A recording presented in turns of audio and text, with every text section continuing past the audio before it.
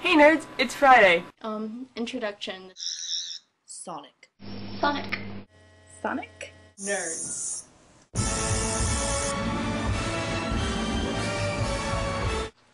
Maybe that should be our beginnings. So first off, sorry for not making a video last week. We kind of quickly left to go out of town, and I was a little bit unprepared for that. I didn't know when we were leaving. So, starting with Let's Kill Hitler. The whole Mel is River, I thought that was very predictable, which was kind of disappointing. I mean, the trailer, he called her Mel's, and seeing as the point of the episode was that A, we were going to find out who River was, and B, he was supposed to be finding Melody.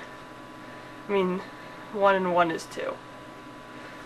However, I did really enjoy the whole childhood story, especially how Amy and Rory finally got together. It so fits with their characters, and that's great. But I thought it would have been more effective if it had been before we met Mel's. But I don't know how that would work. I can't imagine, where they would slip it in earlier, so it achieves its purpose, and it works. I also agree with a lot of other people when they say that River very quickly turned from just watching the doctor die to then helping him, but I think that there's kind of a reason for that. You can see from her childhood that she kind of sort of holds the doctor on a pedestal, and she can see that he's a very powerful man, seeing as when the teacher asked why did Titanic sink, she's like, oh, because the doctor wasn't there to stop it from sinking. So she clearly believes that a lot of things in the world are completely under his control, whether they happen or not. And even being brainwashed by Lady Kavorian, she believes that he's this great warrior. But so then when she sees this great warrior using his last dying energies to help his friends, that's not a normal thing for a normal person, let alone this person that's supposed to be a great warrior.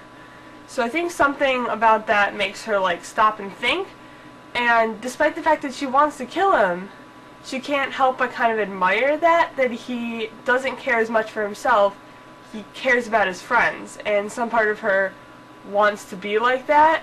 And I think also the tipping point for her was that the doctor was trying to help her parents, who, because the fact that she's Mel's and she grew up with them as great friends, I think she really cares for them. And so if she has a chance to save them, because this wasn't about killing her parents, this was about killing the doctor. She doesn't want her parents, to be harmed. So you can see that she's going to go and try to help them, and then when she saves them, seeing that they're so distraught over the death of this guy, she asks, is he worth it? Because she doesn't want them to be angry at her, just like we want our parents' approval, so she knows she can help, so she will help.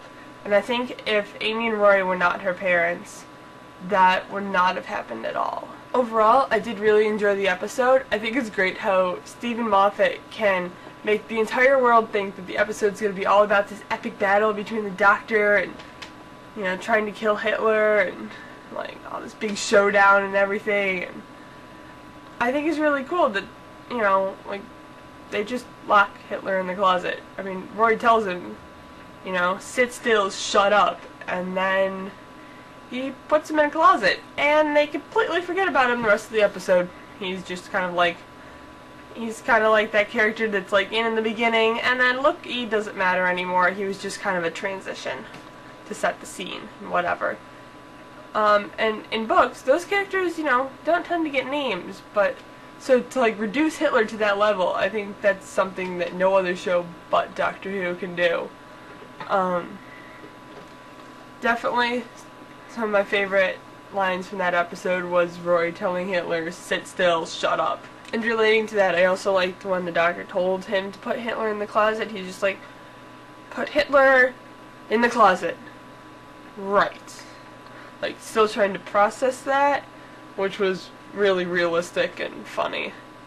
I also like the weird creepy jellyfishy things and how they said remain calm while your life is extracted. I think that's really cool because it's definitely like a word that's not normally associated with death. It's kind of like that weird like fantasy version of dying. It's just like taking your life out of you.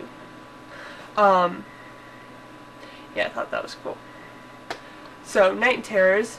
Me and my friend thought that this episode was a lot like Fear Her from Series 2. But we thought that the child in this episode was better done.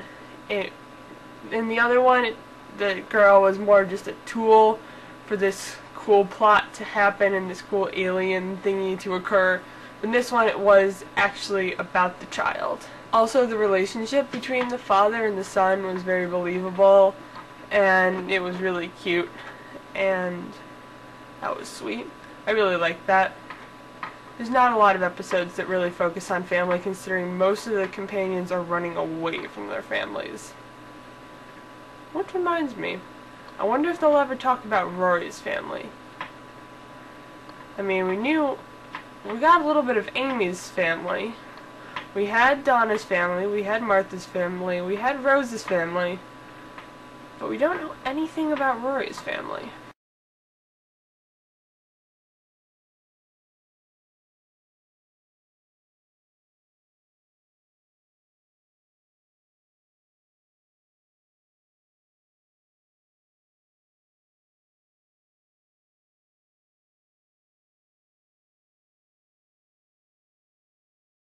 That could be interesting. So next week's episode, The Girls Who Waited, I think that's going to be interesting.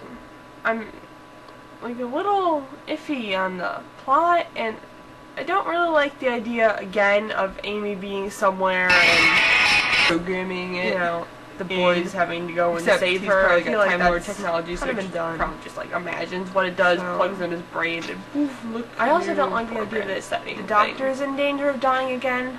Like really, we just went through Let's Kill Hitler, where he kind of died. Next week's episode, The Girls Who Waited. Really, can we just think like move on? Hey, there's enough of the doctor dying. He's not supposed to be the one in danger. He's supposed to be the one in complete control of the situation because I don't really like the idea again of Amy being somewhere and dying. That's supposed to be everybody else. The boys